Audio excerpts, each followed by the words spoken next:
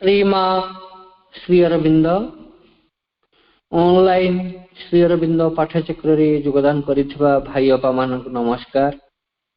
आज आलोच्य विषय भाग्यर भाषा पंचम भाग। भाग्यर भाषा पंचम भाग प्रसंग रे आलोचना करने निमंते भुवनेश्वर खंडगिरी तपोवनर महेंद्र भाई महेंद्रनाथ स्वाई को मु अनुरोध करुछि। महेंद्र भाई तांकर वक्तव्य प्रदान करंतु। ओम आनंदमयी चैतन्यमयी सत्यमयी परमे माँ श्री अरविंद शरणं मम। माँ का अपार करुणारू आमे माने समस्ते अपा भाई माने एकत्रित होइचे ऑनलाइन श्री अरविंद पाठचक्र रे जोग देइथिबा सब अपा भाई मान को मो प्रणाम करूची, शुभेच्छा ज्ञापन करूची। आज पाठचक्रटीर परिचालना करुवा अमल किशोर भाई को भी नमस्कार करुचे। आमे गत 14 तारिख रे एई भाग्यर भाषा अध्याय रे पार्ट 4 टी चतुर्थ भाग टी पढ़िथिले आलोचना करुथिले। 428 पृष्ठा र 489 लाइन्स पर्यंत। आज पाठ करिवा 428 पृष्ठार 489 धाड़ी ठारू। गत 14 तारिख रे आमे पढ़िथिले किपरि श्री अरविंद आमको कहउचंती जे आमर सुख दुख आनंद देखी केतेक ड्रेडफुल एंजल सही पारंतनी। सेमाने भल कथा कहती, साहाय्य करती, किंतु आघात भी दियंती। जहाँ आमको सुखकर लगुताए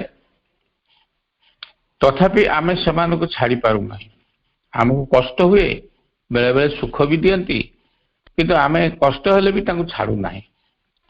सेमाने आम आत्मा को हिनस्ता करती, कष्ट दियंती, आमर दृष्टि को निरस्त्र कर दियंती। अर्थात तांको खराब काम जंत्रणा को धरी आमे चालू थाउ। आमे ड्रेडफुल एंजल ए प्रकार भीतस्त्रस्त शिकार परी बास करुचे।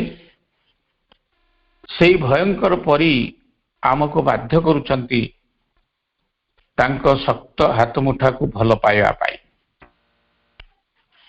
एनामोर्ड मीन्स इंस्पिरेशन ऑफ लव। जेपरि कि आमे आम निजर आगोनी बा जंत्रणा को निजर करी आपणार करी ताको उपभोग करूचु, सेई परीर जंत्रणा मध्य आमको भल लागुथाए, प्रेरणादायक हेउथाए बोली आमे मने करूथाउ।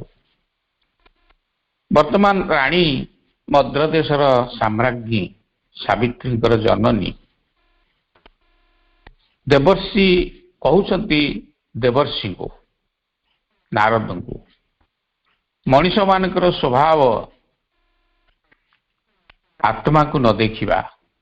आमे मन प्राण शरीर जीव यारी ऊपर चालू, आत्मा को भीतर को जाई किए देखुची बा बेले बेले जदि देखिदेले न देखिला परी हौ। एई स्वभाव को Shri Aurobindo pitiless to the soul बोली कहउचंती। एई पर्यंत आमे आलोचना करथिले। आज आरंभ करिबा 489 लाइन रो। And grief has other lassos for our life। Grief रो अन्य गुड़िए फास अच्छी। लासो मीन्स फास बसाती पशु पक्षी धरिया की। सेमती आमर जो जंत्रणा सी जे केवल गोटे प्रकार जंत्रणा दिए ता नुहे, अन्य प्रकार जंत्रणा मध्य से दिए। विभिन्न प्रकार जमती फास बसईकरी विभिन्न प्रकार फास लासोज बोली कहते श्री अरविंद। शिकारीटे पक्षी धरुए, पशु धरुए एवं ता शिकार को निज अधीन को आनिया विभिन्न प्रकार चेष्टा करुए।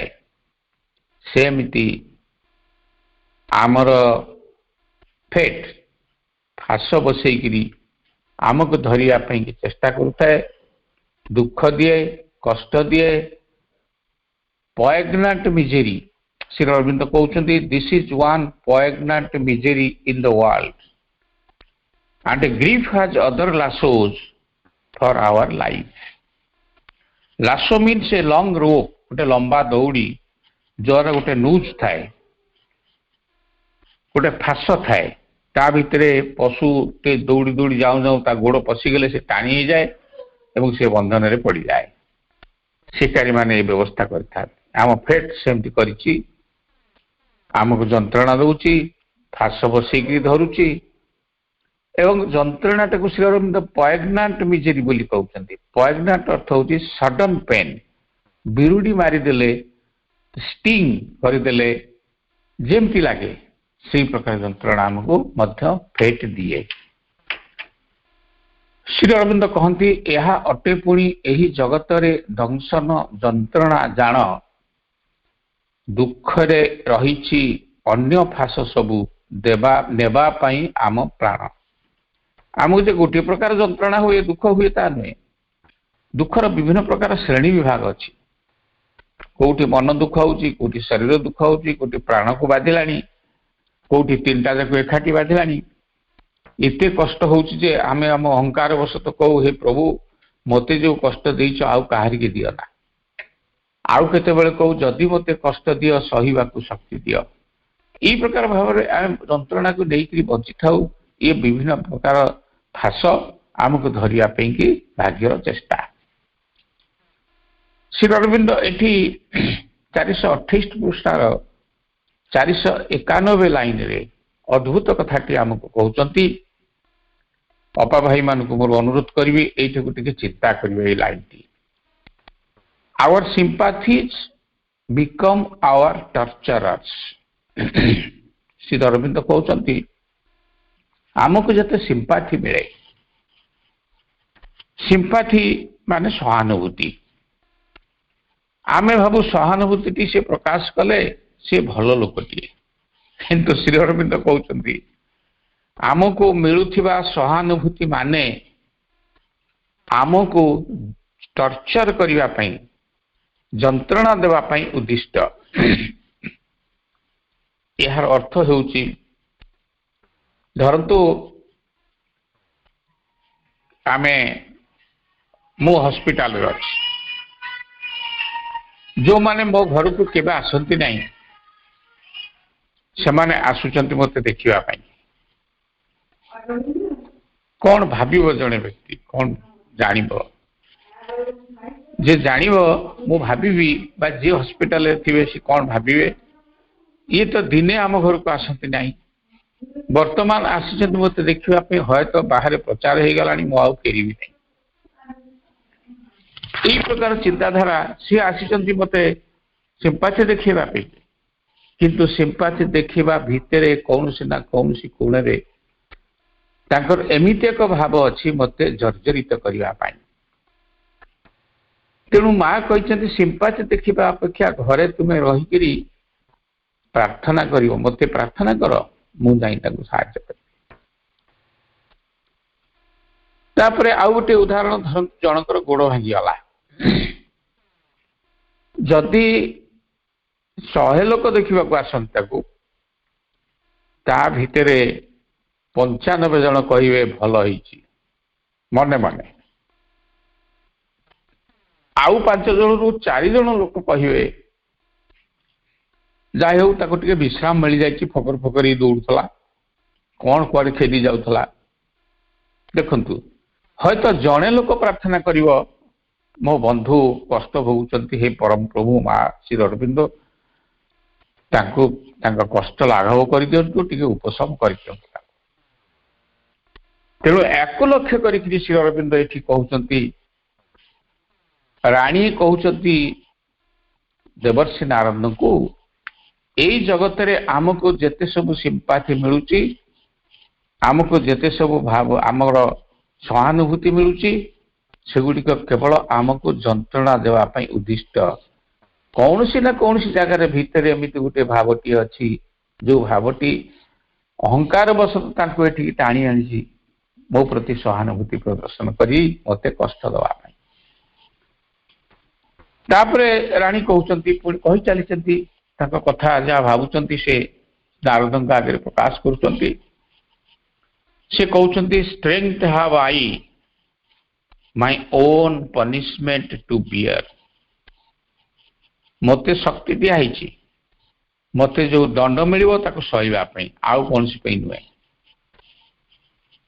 knowing it just but on this earth perplexed ର अर्थ होची puzzle मो जानी मते दिया जाउथिबा शक्ति टी केवल मोर जंत्रणा को सहीबा पई दंड को सहीबा पई कारण ए जगत टी होची गोटे पजल याकु समाधान करिवा काहारी भाग्य रे नाही समस्ते सी पजल भितर पड़िकरी उठपड़ होउछंती कि कुआडे जाउची केही जानु ना smitten in the sorrow of scourged and helpless things Manish बा आमे रानी कहउछंती आमे माने मनीष आमे माने सबु बेले दुख द्वारा दंशित होउछु सरो द्वारा स्मिटेन होउछु दुख कष्ट हमको दंशन करूछंती से दंशन टी किपरि ना ऑफ स्कॉर्च्ड एंड हेल्पलेस थिंग्स स्कॉर्च्ड अर्थ होची चाबुक टू व्हिप और टर्मेंट सिवियरली आम दुख हमको सब व्हिप मारुची कषाघात करुची एवं हेल्पलेस जिनिस गुड़िक आम आगे पहुंचती आमको कहीं साहाय्य करूना आम हतोत्साहित हो रानी कहते often it faints to meet other suffering eyes बेले बेले आमे भी सी प्रकार मनीष अन्यर दुख कष्ट देखिले आम आखिर लुह बोई पड़े आमे ताको देखिकी एते कष्ट पाउची बोली फेंट हो जाऊ एवं जदि डाक्टर आसी था देखा बेड पाखे ठिया आम कहू डाक्टर बाबू एते जंत्रणा सोचती से गोटे इंजेक्शन दौना से शोई पड़ू एठी श्री अरविंद कहते इंजेक्शन तांकर दरकार नहीं इंजेक्शन तुमर दरकार कारण तमें से कष्ट देखिकी सही पारुना एवं निजको सेमतिया कष्ट हो काले कौन कर चिंता ग्रास करी तमें कौच इंजेक्शन टा तुमको देखिए शुआई पकेले हते तुम विश्राम नियत तमें कहीं देखिकी होच ऑफन फेंट्स आमे फेंट हो जाऊ टू मीट अदर सफरिंग साइज अन्यर सफरिंग दृष्टि आखि को देखिकी आमे कांदी पको आहा कि कष्ट करूछ लोकटी ताकू कष्ट लागु नथिबो देखणा हारिकी कष्ट लागिबो ये होची जगत बोली रानी सावित्री जननी मद्रदेशर महिषी देवर्षि नारद आगे कहते जेतेक सहानुभूति मिलुअछि आमको एही संसारे से समस्त खाली अभिप्रेत थांती जंत्रणा जोगाइबारे सहानुभूति किछि करे नै खाली जंत्रणा प्रदान कर दिया मो निज जंत्रणा सह्य करने को शक्ति मते मिली अछि एकथा जानिछि किंतु जगत रे मु नीति धंदी हेउछि दुख जंत्रणार कषाघात आउ असहाय परिस्थिति सर्वकाले मते दंशन करंती केउठी बा मोर स्थिति मनुष्य कहउछि अन्य मानकर चक्षुद्वय जेबे जंत्रणा रे जर्जरित तांको देखि मुहि चेता शून्य हुए ये कथा निराट सत्य ये कथाटी श्री अरविंद मद्र महिषी सावित्री जननी मुखरे नारद को कहते बुझाऊँ आम पृथ्वीर व्यवस्था या पुनश्च देवर्षि को कही चली राणी श्री अरविंद आम समस्त कथा समग्र मानव जातिर मर्म कथा सुख दुख अनुभव जंत्रणा क्षोभ ସବୁ କିଛିକୁ ସାବିତ୍ରୀଙ୍କର ଜନନୀ ମାଳବୀଙ୍କ ମୁଖରେ କୁହାଉଛନ୍ତି। ରାଣୀ କହୁଛନ୍ତି ଆମେ ତ ଦେବତାମାନଙ୍କ ପରି ନୋହୁ, ଯେଉଁ ଦେବତାମାନେ ଦୁଃଖ କଣ ଜାଣିନାହାନ୍ତି ଏବଂ ଆମର ଏହି ଦୁଃଖ ଯନ୍ତ୍ରଣା ଜର୍ଜରିତ ଜଗତକୁ ସେମାନେ ନିର୍ବ୍ୟକ୍ତିକ ବା ନିଷ୍କ୍ରିୟ ଦୃଷ୍ଟିରେ ଦେଖୁଛନ୍ତି। ଆମେ ଯନ୍ତ୍ରଣା ପାଉଛୁ, ସେ ଖାଲି ଅନେଇଛନ୍ତି। ଧୀର ସ୍ଥିର ହୋଇ ଆମମାନଙ୍କର କାର୍ଯ୍ୟକୁ ଦେଖୁଛନ୍ତି। ଆମର ସର୍ଟ ଲିଭ୍ଡ ପାସନ, କ୍ଷଣସ୍ଥାୟୀ ସମ୍ବେଦନା ବା ଭାବପ୍ରବଣତା ଯାହା ନଶ୍ୱର ହୃଦୟକୁ ଅତିକ୍ରମ କରି ଯାଉଛି, ସେ ସମସ୍ତଙ୍କୁ ଦେଖି ଉପଭୋଗ କରୁଛନ୍ତି। ମଣିଷଙ୍କୁ ଦେଖିକି ଦେବତାମାନେ ଉପଭୋଗ କରନ୍ତି କି କଷ୍ଟ କରୁଛି। ପୁରାତନ ଦୁଃଖ କଷ୍ଟର ଘଟଣା ଗୁଡ଼ିକ ଯୋଉଗୁଡ଼ିକ ମଣିଷ ବିତେଇଛି, ଆମେ ବିତେଇଛୁ, ଦେହରେ ଦେହସୁଆ ହେଇଯାଇଛି ଆମର, ଆମେ ତାକୁ ଗଳ୍ପ ଆକାରରେ ସାଇତି ରଖୁ। ପାଥେଟିକ୍ ସିନ୍, ପାଥେଟିକ୍ ଷ୍ଟୋରି ଆମକୁ ଶୁଣିବାକୁ ଭଲ ଲାଗେ, କାରଣ ଆମେ କଷ୍ଟକୁ ଆପଣେଇ ନେଇଛୁ। ଯଦି କୌଣସି ଗଳ୍ପରେ ପାଥେଟିକ୍ ଦୃଶ୍ୟ ନଥାଏ, ନାଟକରେ ପାଥେଟିକ୍ ଦୃଶ୍ୟ ନଥାଏ, ସେସବୁର ଅଭାବ ଆମେ ଅନୁଭବ କରୁ, ଭାବ ବିହୋଳ ବି ହୋଇପଡ଼ୁ। ଆମେ କହୁ ସୁଖରେ ନ କାନ୍ଦିଲେ ସିଏ କି ସୁଖ, ଦୁଃଖରେ ନ କାନ୍ଦିଲେ ସିଏ କି ଦୁଃଖ। କବୀର ଦାସଙ୍କର ଗୋଟେ ଦୋହା ଅଛି। ହୃଦୟର ଯନ୍ତ୍ରଣା ଏକ ଅଫ୍ ବ୍ରେଷ୍ଟକୁ କାହାକୁ ନ କହି ସାଇତି ରଖି ଆମେ ମଣିଷମାନେ, ରାଣୀ କହୁଛନ୍ତି ସେକ୍ଲୁଡେଡ୍ ରୁମ୍ ଭିତରେ କବାଟ ଝରକା ବନ୍ଦ କରିଦେଇ ଘର ଭିତରେ, କୋଠରୀ ଭିତରେ ତାକୁ ଦେଖିବାକୁ ଚେଷ୍ଟା କରୁ। ମୁଁ କେତେ ଦୁଃଖ ସହିଲେଣି, କେତେବେଳେ ଏତେ ଯନ୍ତ୍ରଣା ସହିବା ଶକ୍ତି ମୋର ଅଛି ବୋଲି, ମଣିଷର ଅଛି ବୋଲି ସେହି ମଣିଷଟି ଦୀର୍ଘଶ୍ୱାସ ତ୍ୟାଗ କରେ। ପୁନଶ୍ଚ ଅନ୍ୟ ମଣିଷର ଯନ୍ତ୍ରଣା ଦେଖି ତାର ମନ ପ୍ରାଣ ଦେହ ସେକେଣ୍ଡ ବା ଥରି ଉଠେ ଏବଂ ଅନ୍ୟ ମଣିଷଟିର ଦୁଃଖ ଦୈନ୍ୟ ଦେଖି ସେଥିରୁ ସେୟାର ନେବା ପାଇଁ ଲୋକ ଦେଖାଣିଆ ଭାବରେ ଆଗକୁ ବାହାରି ଆସେ। ତମ ଦୁଃଖରୁ ମୋତେ କିଛି ଦେଇଦିଅ। ମୋତେ, ଆମେ କହୁନି ସାଧାରଣତଃ, ମୋ ଆୟୁଷରୁ ତମେ କିଛି ନେଇଯାଅ। ଏଇ ଗୋଟେ ଲୋକ ଦେଖାଣିଆ ଭାବ। ସେଇ କାର୍ଯ୍ୟରୁ ଆମେ ଅପେକ୍ଷା କରି, ଏତେ କହିସାରିଲା ପରେ ପୁଣି ଅପେକ୍ଷା କରୁ ଏ ବିଷୟରେ କିଏ କଣ ଟିପ୍ପଣୀ ଦଉଛି, ମୋ କଥା ଶୁଣିକିରି ସମାଜ ତାକୁ କିପରି ଗ୍ରହଣ କରୁଛି, ରେକଗ୍ନାଇଜ କରୁଛି। ଆହା, ପର ଦୁଃଖ ଦେଖିକିରି ସେ କାନ୍ଦୁଥିଲେ, ଅନ୍ୟ ଜଣେ ଖାଇ ନେଇ ବୋଲି ଦେଖିଲେ ନିଜେ ପତ୍ରରେ ଭାତ ବଢା ହେଇଥିବ ତାକୁ ଦେଇ ଦଉଥିଲେ। ଏଇଗୁଡ଼ିକ ସମାଜ ମୋତେ ସ୍ୱୀକୃତି ଦଉ ବୋଲି ଏଇ କାମଟିକୁ ମୁଁ କରୁଥାଏ। ସମାଜ ଦେଖୁ, ମୋତେ ସ୍ୱୀକୃତି ଦଉ, ଏଇ ଲାଳସାରେ ମଣିଷ ବଞ୍ଚି ରହେ। ଏଇ କଥାଟି ରାଣୀ ବୁଝଉଛନ୍ତି ଦେବର୍ଷୀଙ୍କୁ। କିନ୍ତୁ ଶ୍ରୀ ଅରବିନ୍ଦ କହୁଛନ୍ତି ପେଜ 429, 504 ଲାଇନରେ, awards not the passionless leads that cannot age। କହୁଛନ୍ତି ଆମମାନେ ମଣିଷ, ଆମର ଆଖିପତାରେ ଭାବ ପ୍ରବଣତା ଅଛି, ପାସନଲେସ୍ ନୁହେଁ। ଆଖି ଗୁଡ଼ିକ ଆମର ସମ୍ବେଦନଶୀଳ ଅଟନ୍ତି, ସମ୍ବେଦନଶୀଳ ନୁହନ୍ତି ବୋଲି କହିହବ ନାହିଁ।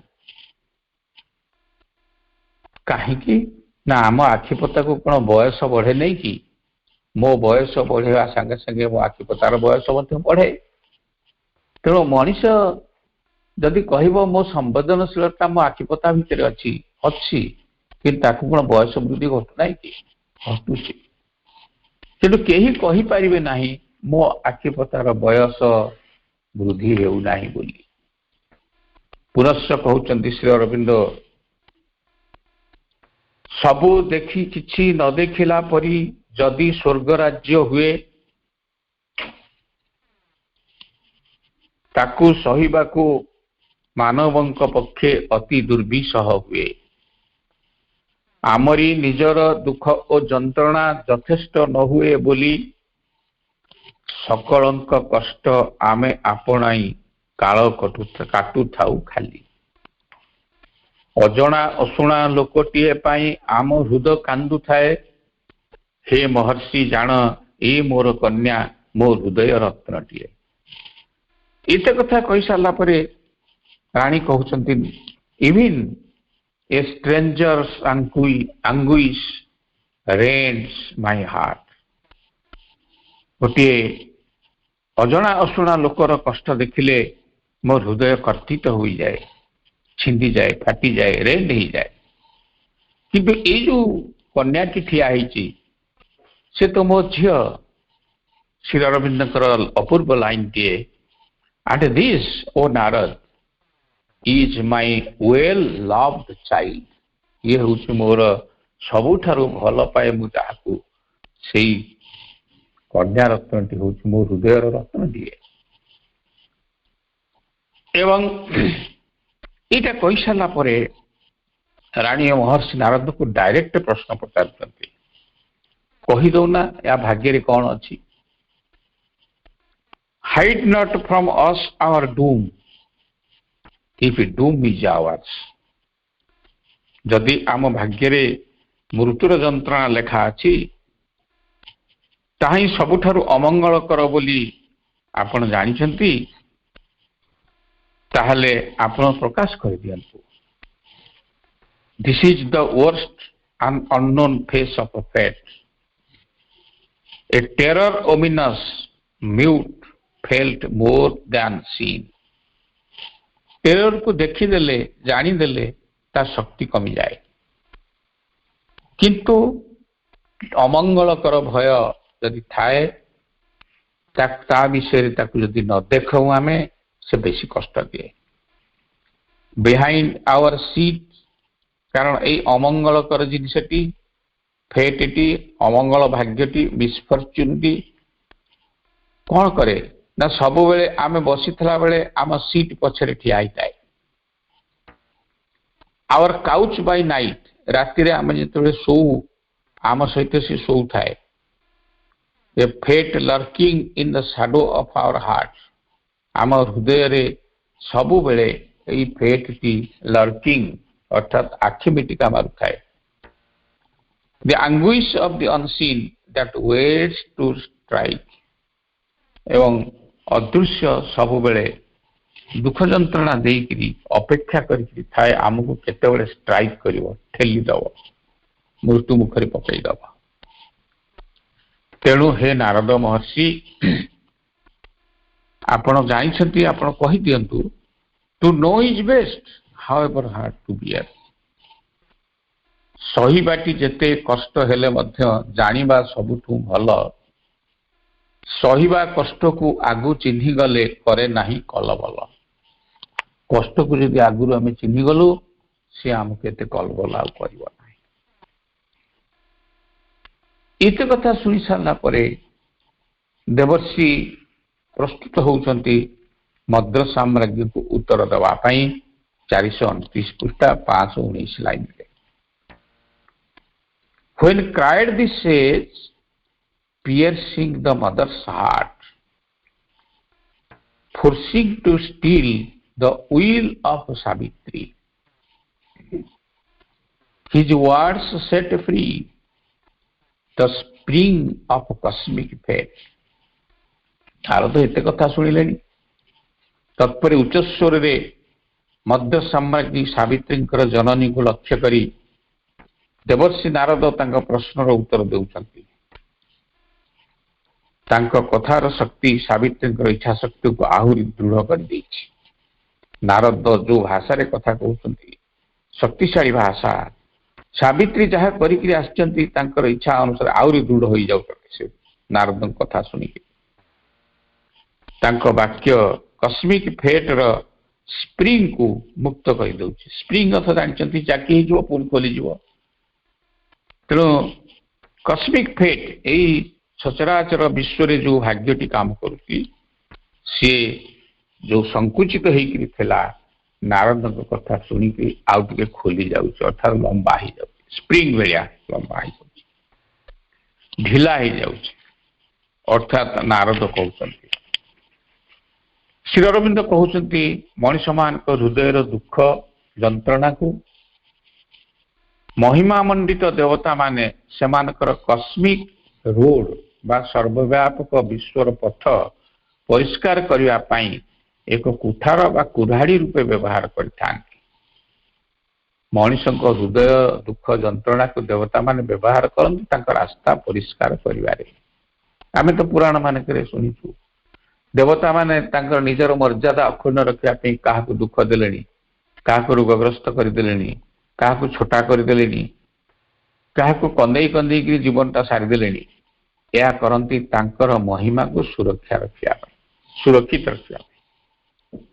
सेमाने मनुष्यर ब्लड एंड टीयर्स को रक्त एवं लोतक को लुह को लाविशली स्पेंट करती वेस्टफुली हाथ खोलिकी खर्च करती। मनुष्य कांदिले से खुशी होती जहाँ श्री अरविंद स्क्वांडर बोली कहते। देवता माने स्क्वांडर कर दियंती या फेटफुल वर्कर कार्य संपादन करने कामेरे लगाती बोली श्री अरविंद लिखुचंती। This cosmic nature's balance is not ours nor the mystic measure of her needs and use. A sage, a single word, not sage, lets loose vast agencies. गोटे शब्द अनेक कथा को उन्मोचित कर दिए से भल हो कि खराब हो। A casual act determines the world's fate. ये जगतर भाग्य को गोटे कैजुअल आकस्मिक कार्य आम कैजुअल जानिचु कैजुअल लिव सीएल आकस्मिक भाव में जोटे शब्द आकस्मिक भाव में गोटे कार्य आकस्मिक भाव में यही जगतर भाग्य को निर्धारित कर दिए। So now he set free destiny in that hours. वर्तमान यही मुहूर्त रे नारद नियतिर भाषा प्रकाश करते। सर्वव्यापी यही प्रकृति संगति नुहई आम व्यवस्था रहस्य आवृत मापटित पुणी ता निज आवश्यकता। एकमात्र शब्द खोली दे पारे विशाल गंता घरटी आकस्मिक कथा स्थिर कर दिए संसार भाग्य पथटी। स्वर्गर देवर्षि सेथिपाई एठी नियति को खोली देई उपयुक्त से ही मुहूर्त आसीची भाग्य को हाथ रे नहीं। एठी से देवर्षि कथा खोलिवा को जाउचंती। देवर्षि नारद मद्र सामग्रिक प्रश्न उत्तर रे कहउचंती पेज 429 रु 29 लाइन 531 रु पेज 431 लाइन 588 पर्यंत। श्री अरविंदर अपूर्व शब्द संयोजना ज्योतिर्मय भाषा देवर्षि मुखरे। देवर्षि कहते हे साम्राज्ञी the truth thou hast claimed I give to the truth। तमे जो सत्य जानिबा को चाहूच मु तुमको से सत्य प्रकाश करू। तमे जानुच सत्यवान किए बोली पचारुच। सत्यवान गुण कार्य वीर्य सौष्ठता कौन सबु कथा मु तुम आगे प्रकाश करी। सत्यवान रूप गुण सौंदर्य वीर्य सौष्ठवता उभय स्थूल एवं सूक्ष्म उपरे केमिति भितरे केमिति ये सकल प्रकार विभव मान को महर्षि तांको स्वकीय ढंग रे देव भाषा रे प्रकाश करछन। श्री अरविंद कहउचंती लिखुचंती the marvel of the meeting earth and heaven all about Satyavan. हे देवर्षि एई मानव मानक मध्यरे आपणकर सुकन्या राजकुमारी सावित्री जहां को पति रूपे निर्वाचन करचंती से पृथ्वी एवं स्वर्गर मिलन रु जन्म खंडिए दुर्लभ महार्ग रत्न। अर्थ एंड हेवन मीटिंग रु से जन्म होइचंती। एपर्यंत धरित्री जेते सब सुंदर जिनिस सृष्टि करिछि से समस्त सम्मुख भागरे ସିଏ ଦଣ୍ଡାୟମାନ ସମସ୍ତଙ୍କ ଆଗରେ। ତାଙ୍କର ଏକମାତ୍ର ସତ୍ତା କାଳର ଏକମାତ୍ର ସତ୍ତା ତାଙ୍କର କାଳର ସକଳ କାର୍ଯ୍ୟଧାରାକୁ ଅତିକ୍ରମ କରି ଯାଇଛି, ଅର୍ଥାତ୍ ସେ କାଳର ଅଧୀନ ନୁହନ୍ତି। ପୁଣି କହୁଛନ୍ତି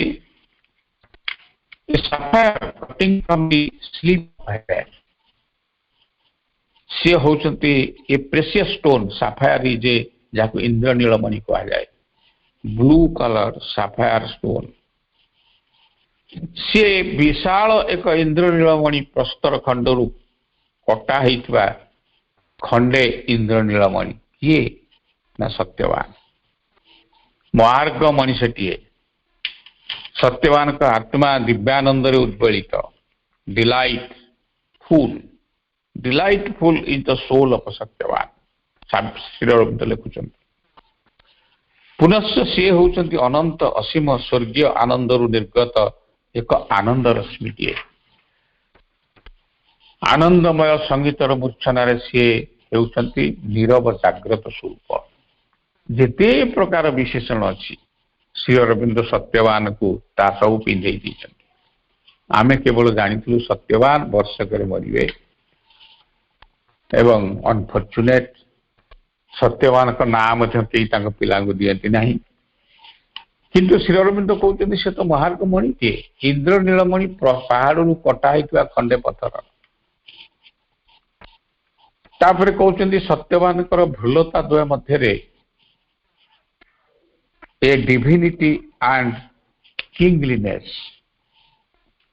ଦିବ୍ୟତ୍ୱ ଓ ରାଜକୀୟ ଠାଣି ତାଙ୍କ ଭ୍ରୁଲତାରେ। ଦେଖିଲେ ଜାଣି ହେଉଛି ରାଜପୁତ୍ର, ସ୍ପଷ୍ଟ ପରିଦୃଷ୍ଟ ହେଉଛି। ଚକ୍ଷୁଦ୍ୱୟ ଆନନ୍ଦମୟ ଜଗତରୁ ଏକ ସ୍ମୃତି ବହନ କରି ଆଣୁଛନ୍ତି।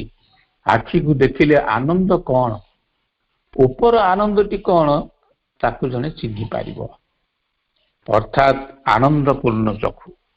ଏତେ କଥା ଶ୍ରୀ ଅରବିନ୍ଦ ସତ୍ୟବାନଙ୍କ ବିଷୟରେ ଲେଖୁଛନ୍ତି। ପୁନଶ୍ଚ ପ୍ରଭୁ ଶ୍ରୀ ଅରବିନ୍ଦ ଅପୂର୍ବ ଦିବ୍ୟ ବର୍ଣ୍ଣନା କରିଛନ୍ତି ସତ୍ୟବାନଙ୍କ ବିଷୟରେ। ଏ brilliant as a lonely moon in heaven, gentle like the sweet but that spring desire, pure like a stream that kisses silent banks. He takes with bright surprise spirit and sense, a living knot of a golden paradise. A blue immense he leans to the longing world. Time's joy borrowed out of eternity. ये कालर आनंद eternity धार सूत्र ये जगत तांको पाइछे। ए star of splendour और ए रोज of bliss, एकमात्र चंद्र परी आकाश वक्षरे ज्योतिष्मान अटंती से निज स्वरूप अत्यंत नम्र अटंती, माधुर्यर सम, ऋतुराज अभिलाषा अत्यंत उत्तम, निर्झरणी जल परी विशुद्ध अटंती, जार प्रवाह चुंबे पार्श्वदय नीरव बंधकु, आत्मा और ज्ञान रे सीए समुज्जल आश्चर्य प्रवाह। ये सबुजाक विशेषण सत्यवान श्री अरविंद रचना कर। सुवर्ण नंदन बने अटंती से जीवन सजीवंत ग्रंथि, नीलाकाश समसीए सदा अवनत प्रेमावशे, कालर आनंद तांकु उद्धार आनीची, चिरंतनी ठारू तांकु प्राप्त होई अछि, धार करि आछि। उज्जवल तारका सम से जाजुल्यमान अथवा दिव्यानंदे प्रस्फुटित गोलापर सम, आनंद भितर प्रस्फुटित गोलापटी से। पुनश्च देवर्षि कहि चलती, हे महिषी, सत्यवानकर अंतर अभ्यंतर आत्मा एवं प्रकृति समभाव विद्यमान, तांको अंतर रे जा बाहर से सुविस्तृत संगति मध्य पुनश्च आवश्यक स्थले जहाँ त्याग करिवार कथा ताहा परिहार करी से सदा बास करुछन्ति। तांको भितरे थिबा हैप्पीनेस एई पृथ्वीर सृष्टि होउथबा प्राप्त होउथबा ଅଧିକ ମଧୁର ଅଧିକ ସତ୍ୟ ଜିନିଷ ଠାରୁ ଆହୁରି ମହାର୍ଘ। ସେହି ହୃଦୟ ସକଳ ପ୍ରକାର ପ୍ରାକୃତିକ ଆନନ୍ଦ ଅର୍ଥାତ୍ ଯେଉଁ ଆନନ୍ଦ ସାଧାରଣ ଲୋକକୁ ପ୍ରାପ୍ତ ହୁଏ ନାହିଁ, ସେହି ଆନନ୍ଦ ସେ ସମସ୍ତଙ୍କୁ ଦେଇ ଚାଲିଛନ୍ତି।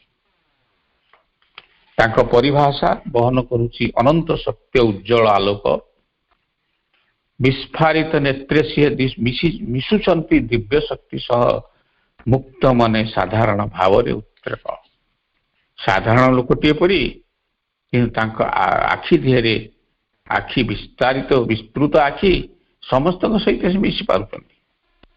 ମନେ ହୁଏ ଦ୍ରଷ୍ଟା ଆଉ ଋଷିଟିଏ ଜନ୍ମ ନେଇଛନ୍ତି। ତାଙ୍କୁ ଦେଖିଲେ ମନେ ହେବ ସେ ଜଣେ ଦ୍ରଷ୍ଟା ଋଷିମୁନିଙ୍କ ପରି। ଏ ଧରାର ମୂର୍ତ୍ତିଟି ସଦୃଶ, ଯେଉଁ ମୂର୍ତ୍ତି ମୁକ୍ତ ପୁଣି ଲୋଡ଼େ ନାହିଁ ବସ୍ତ୍ରର ନିର୍ମୁଖ। ଏମିତି ଗୋଟେ ସୁନ୍ଦର ମୂର୍ତ୍ତି, ସେ ମୂର୍ତ୍ତିର ଆବରଣ ଆବଶ୍ୟକତା ନାହିଁ, ବସ୍ତ୍ରର ଆବଶ୍ୟକତା ନାହିଁ, ନିର୍ମୁଖର ଆବଶ୍ୟକତା ନାହିଁ, ଖୋଳର ଆବଶ୍ୟକତା ନାହିଁ। ସେ ଭିତରେ ଯେମିତି ବାହାରେ ସେମିତି, ଆଉ ଖୋଳ ପିନ୍ଧିବାର ଆବଶ୍ୟକତା କ'ଣ ଅଛି? ଏଇ କଥାଟି ଶ୍ରୀ ଅରବିନ୍ଦ କହୁଛନ୍ତି। ସତ୍ୟବାନଙ୍କ ପରି ଦିବ୍ୟ ରୂପଟିଏ ଏ ପୃଥିବୀକୁ ଆଗରୁ କେବେ ଆସିନଥିଲା, ଏଇଥରକ ଆସିଛି। ଅନ୍ତରିକ୍ଷ ବିସ୍ତୃତି ସ୍ଥିତି ନିଶ୍ଚଳ ଗତିଶୀଳ, ବାୟୁର ପ୍ରବାହ ମଧ୍ୟ ସ୍ଥିର। ଆକାଶ ନିରୀକ୍ଷଣ କରୁଛି ଧରିତ୍ରୀକୁ ଚିନ୍ତା ଶୂନ୍ୟ ହୋଇ। ମନେ ହେଉଛି ଯେପରି ଆକାଶର ମାନସ ଭିତରେ, ମନ ଭିତରେ ଥଟ୍ ପ୍ରବେଶ କରିନାହିଁ, ମାନସ ବକ୍ଷ ଚିନ୍ତା ଦ୍ୱାରା ଖୋଦିତ ହୋଇନାହିଁ। ଅର୍ଥାତ୍ ଭାର୍ଜିନ୍ ଅଫ୍ ମାଇଣ୍ଡ ଅଫ୍ ସ୍କାଏ। କିଏ? ସତ୍ୟବାନ। ତାଙ୍କୁ ଆଉ କିଛି ସ୍ପର୍ଶ କରିନାହିଁ। ପବିତ୍ରତା ହିଁ ପବିତ୍ରତା, ସତ୍ୟ ହିଁ ସତ୍ୟ। ଗୋଟିଏ କଳଙ୍କର ବିନ୍ଦୁ ମଧ୍ୟ ତାଙ୍କଠାରେ ନାହିଁ। ନିରବତାର ରାଜତ୍ୱ, ଆନନ୍ଦ ପ୍ରଦାନକାରୀ ଜ୍ୟୋତିର୍ମୟ ଧ୍ୟାନସ୍ଥ ଅବସ୍ଥା ସଦୃଶ ପ୍ରତୀୟମାନ ତାଙ୍କ ମୁଖମଣ୍ଡଳ। ପ୍ରଭାତର ଦିବ୍ୟାନନ୍ଦ ଧାରା ଆଲୋକର ବିଚୂରଣ ଫଳରେ ସ୍ପେସ୍ ବା ଆକାଶ ଆଡ଼କୁ ତାଙ୍କ ହୃଦୟ ଖୋଲି ଯାଉଛି।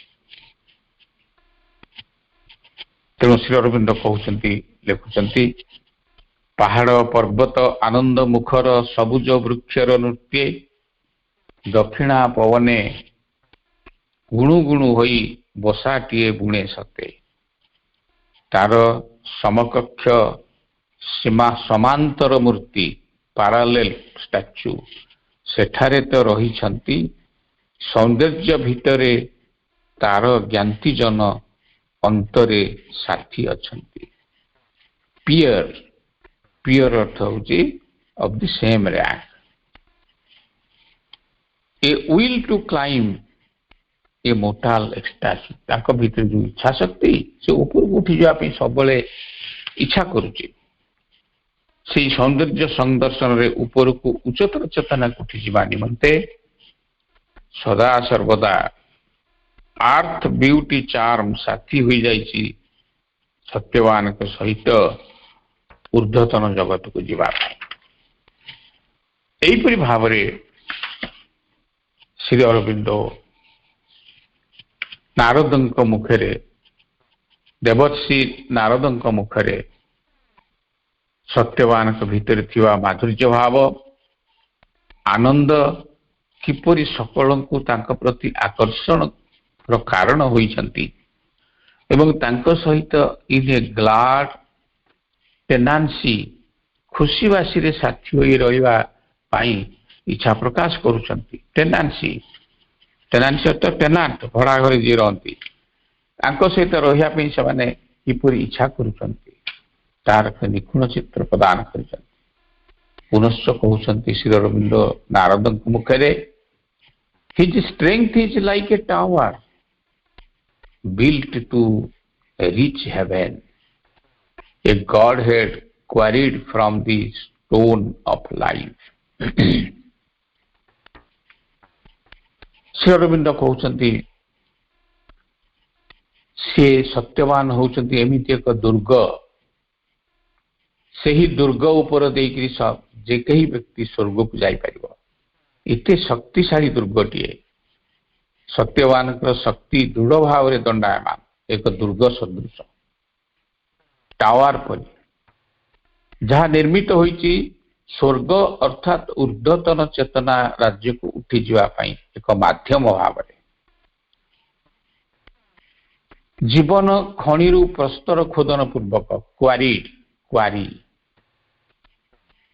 यही दिव्य चेतनार दुर्गटी निर्मित होइछि ए गॉड हेड ये दुर्गटी बा निजे सी सत्यवान होउचंती उच्चतर चेतनार प्रतीक गॉड हेड एवं से दुर्गटी कौथरे तैयारी होइछि ना विथ स्टोन्स क्वारिड फ्रॉम लाइफ जीवन खणि रु खोला होइकरी कोटु स्वर्ग आसी नहीं ये जीवन खणि रु खोला होइकरी पत्थर खंड खंड खंड खंड जोड़िकी सत्यवान नामक सुदृढ़ दुर्गटी एठी निर्मित होई आपण झील जहाँ को वर्ण कर आसी सी यही प्रकार व्यक्ति किए तापरे नारद रानी को शेष कथा शुणाऊ अपा भाई मैंने ये शेष कथा शुणा भितर नारद परिष्कार भाव में कहीदे this day returning Satyavan must die कहते ओ loss if death into its element of which his gracious envelope was built shattered his vase before it breathes its sweets as if earth could not keep too long from heaven a treasure thus unique loaned by the gods a being so rare of so divine a make in one brief year when this bright hour flies back and purchase means settled fixed careless on a branch of time this sovereign glory ends heaven lent to earth this splendor vanishes from the mortal sky heaven's greatness came but was too great to stay स्वर्गरु महनीय जिनिस मान आसे किंतु एठी रहिया पई से माने समर्थ होते नहीं कारण पृथ्वी तंग रखी पारे नहीं they are so great earth तंग कीप करि पारे नहीं 12 swift winged months are given to him and her Satyavan को एवं सावित्री को 12टी मास दिया जाइछि से मास मानक देहरे पुणी डेणा लगी खाली डेणा नुहे स्विफ्ट विंग्ड मंथ केते बळे ए 12 मास उड़ी उड़ी का चली जीव के जानि परिबे this day returning Satyavan must die आज जो कथबार्ता में होचे वर्षक पर आज दिनटी जेतबळे आसीबो सत्यवान निश्चित भाव रे सेतेबळे मृत्युवरण करिवे रानी की कहउछंती हतोत्साह मध्य डूबी जाइथिबा आहे मद्र देश रानी लॉस बोली श्री अरविंद तांको संबोधन कहउछंती देवर्षि कहउछंती ओ लॉस तमे तो हतोत्साहित हो गलनी जदि डेथ तार एलिमेंट रे तार उपादान रे सत्यवान कर एनवल्व टी गठन करि थाए एनवल्व माने घोड़ी थाए शरीर ठीक अछि जदि एई फूलदानीटी असमय रे पड़ी जाई हाथ टिक टिक भांगी जाए एवं आर्थ ताको कीप करि न पारे रखी न पारे हतोत्साह मध्य डूबी जाइथिबा आहे मध्य देश रानी धीर स्थिर चित्ते सुनिबा हुंतु मोर ए भविष्यवाणी देवर्षि रानी को शेष कथा कहउछंती मृत्यु जदि तार उपादान नहीं गढ़ी उपादान देई गढ़ी अपूर्व देह